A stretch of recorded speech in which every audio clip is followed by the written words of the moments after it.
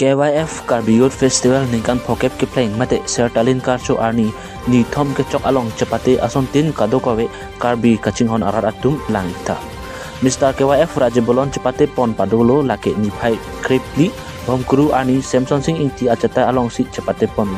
Lapen hacha ke kan ritnong cingdi ke kan pon lake sing mirjeng acata along si padopon lo.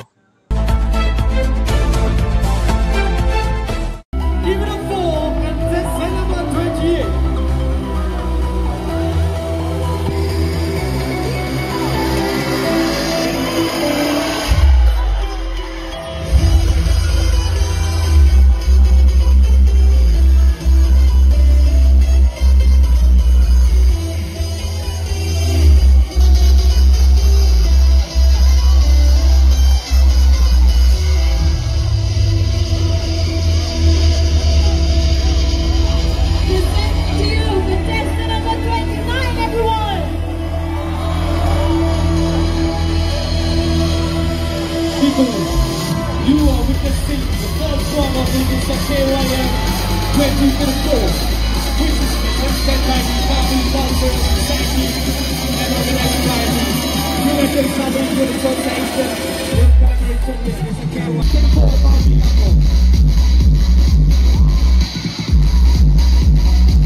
Ladies and gentlemen, present to you,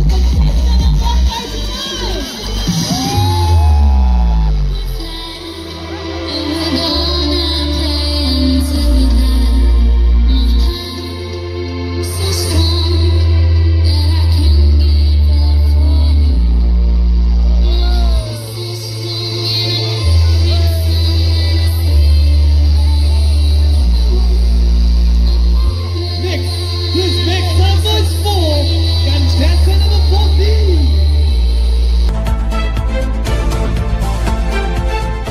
number 39.